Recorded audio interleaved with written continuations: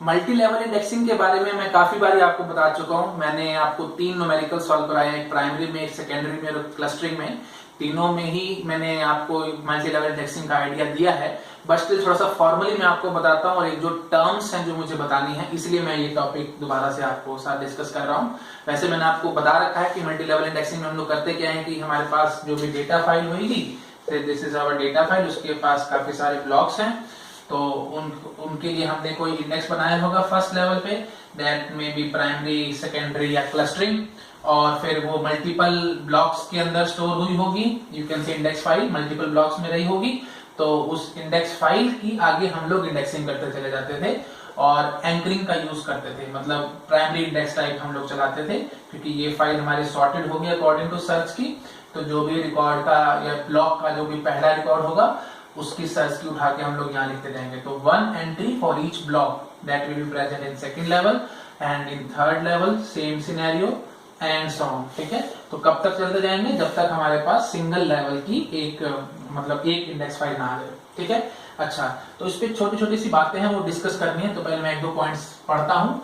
If first level index file that is primary, secondary और clustering is very large, then applying binary search on it is time consuming। ठीक है, ये बात आप I think समझ पा रहे होंगे। अगर पहले लेवल पे, this is our first level ना, this is first level, second level, third level and so on up to nth level. तो अगर फर्स्ट लेवल जो हमारी इंडेक्स फाइल है उसका साइज बहुत ज्यादा बड़ा है, तो उस पर बाइनरी सर्च लगाने में भी काफी टाइम वेस्ट होगा। और उसकी कॉम्प्लेक्सिटी आई थिंक आपको पता होगी, बाइनरी सर्च की कॉम्प्लेक्सिटी log base 2n होती है। कारण बता सकते हो log base 2n क्यों होती है?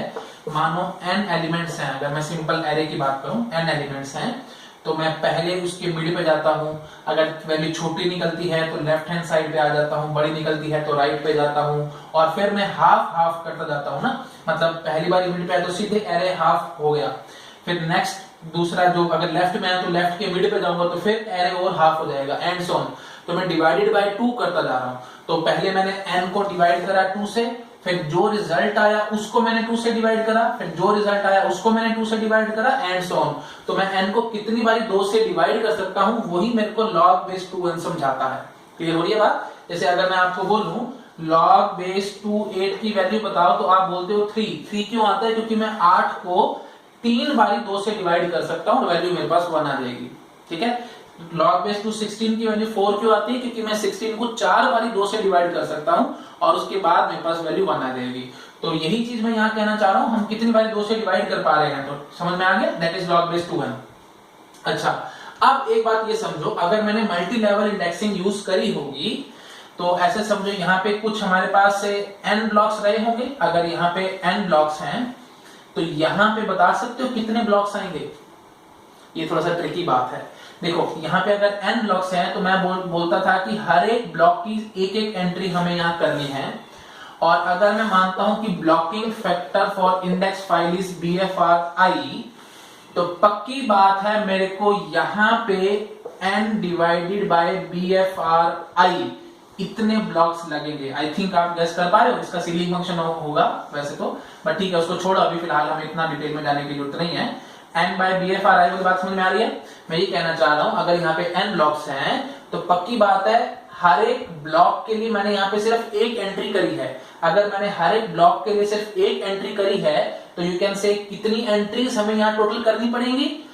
That will be obviously n।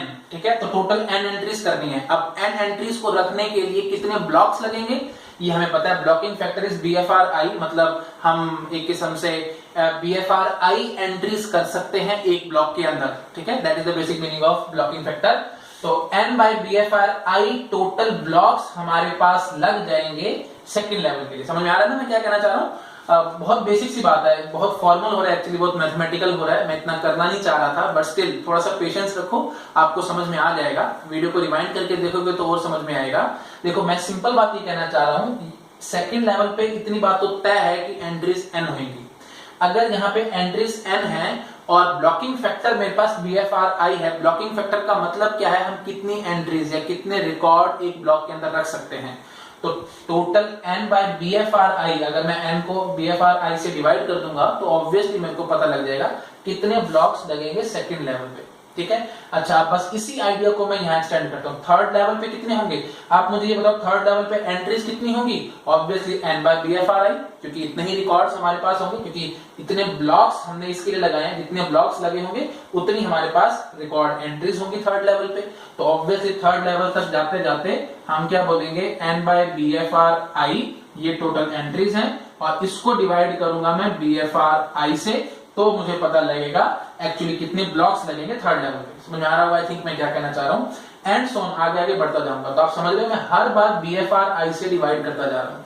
अब आप ऐसे समझो, जब मैं मतलब nth लेवल पे हूँ, उसमें मैंने एक ब्लॉक को एक्सेस किया होगा, फिर नेक्स्ट लेवल का एड्रेस मिल गया होगा, मतलब ब्लॉक का एड्रेस मिल गया होगा, वहां जाके एक्सेस करूंगा, फिर आगे नेक्स्ट लेवल का एड्रेस मिला होगा, वहां जाके एक्सेस करूंगा, एंड सो ऑन। तो मैं आपको क्या कहता था, टोटल ब्लॉक एक्सेसेस, अगर मेरे को एक्चुअली इस फाइल के अंदर मुझे कुछ देखना है, और लेवल्स फिर यहाँ n नहीं बोलेंगे, क्योंकि यहाँ पे हमारे पास n रिकॉर्ड्स है ना, टोटल या यू कैन से टोटल n ब्लॉक्स हैं, तो यहाँ लेवल्स आप मान लो m है, ठीक है।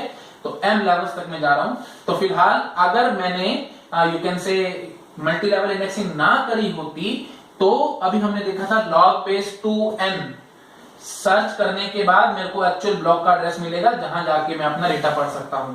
बट अगर मैंने ऐसे मल्टी लेवल इंडेक्सिंग करी होगी, तो आई थिंक आप गेस कर पा रहे हो, m ब्लॉक एक्सेस करने के बाद मेरे को ब्लॉक का एड्रेस मिल जाएगा, जहां पे मेरा डेटा होगा। +1 आगे मैं कर सकता हूं ताकि मैं डेटा तक जाऊं। मैं डेटा तक जाने की कोशिश नहीं कर रहा हूं, मैं सिंपली बात कर रहा हूं कि हमें एड्रेस चाहिए उसका, ठीक है। तो हमें m total you can say access, total m block access करने के बाद मेरे को एक्चुअल ब्लॉक का एड्रेस मिल जाएगा जहां डेटा है। बट अगर मैं मल्टी लेवल नहीं लगाऊंगा तो log base 2n करना पड़ेगा। और क्लियरली आप गेस कर पा रहे हो, m विल बी, या यू कैन से log base 2n will be much more greater than m, ठीक है, क्योंकि मेरे को m का मतलब क्या है, जितने लेवल्स हैं। अच्छा, आप ये लेवल्स बता सकते हो टोटल लेवल्स कितने होंगे? आई थिंक आप गेस कर पा रहे होगे। मैं बार बार BFRI से डिवाइड कर रहा हूं। अगर किसी नंबर को मैं बार बार 2 से डिवाइड करता जाऊं तो log base 2n आंसर आता है, लेकिन अगर मैं मतलब यू कैन से n को बार बार BFRI से डिवाइड करता जा रहा हूं तो log base BFRI n आ जाएगा।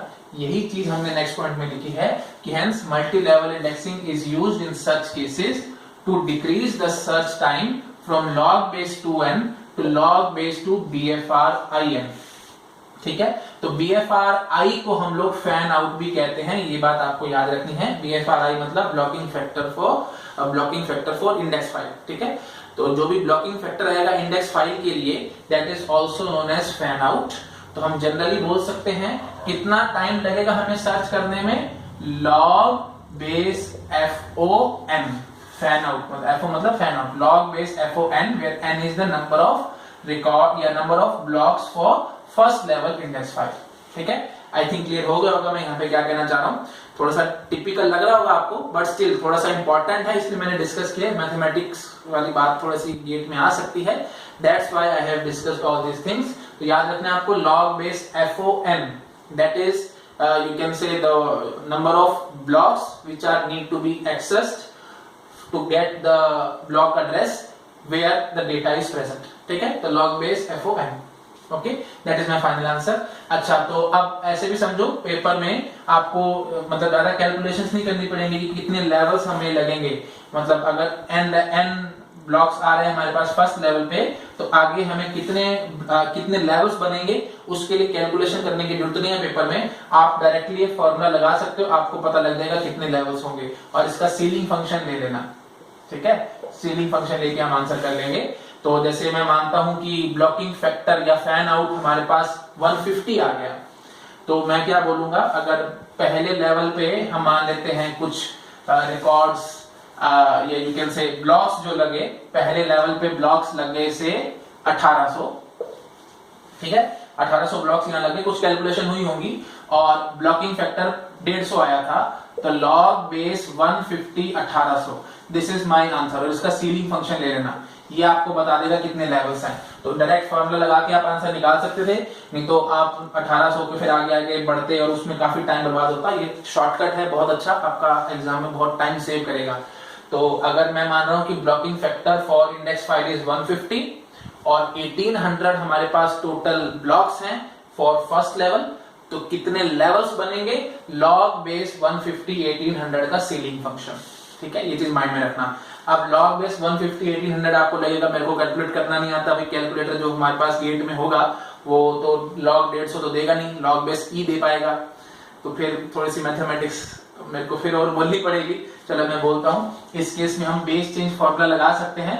बेस चेंज फॉर्मूला में हम लोग क्या करेंगे, log base e 1800 divided by log base e 150। ठीक है, तो ये हमें आंसर दे देगा लॉग बेस 150 1800 का। ठीक है, तो बेस चेंज फॉर्मूला क्या कहता है, लॉग बेस ई तो हमारे पास हो गया ना कैलकुलेटर में, तो लॉग बेस ई 1800 कर लेना, डिवाइड कर देना लॉग बेस ई 150 से। ठीक है, that will give me total number of levels, और उसका सीलिंग फंक्शन ले लेना। पॉइंट में आ रहा होगा तो उसको फुल वैल्यू बना लेना। जैसे 10.8 आ गया तो उसको 11 ले लेना, 10.001 भी आ गया उसको भी आपको 11 लेना पड़ेगा। ठीक, मतलब ऊपर वाली वैल्यू लेना। ठीक है, तो ये हमारे पास टोटल लेवल्स हो जाएंगे, और ये आपका बहुत फायदा देगा एग्जाम में। नहीं तो आपको सारी कैलकुलेशन करनी पड़ेगी, वो कैलकुलेशन का चक्कर बिल्कुल खत्म, डायरेक्ट फार्मूला लगाओ, डायरेक्ट आंसर आएगा। ठीक, ओके, कैसे ड्राइव किया है वो भी मैंने आपको दिखा दिया है।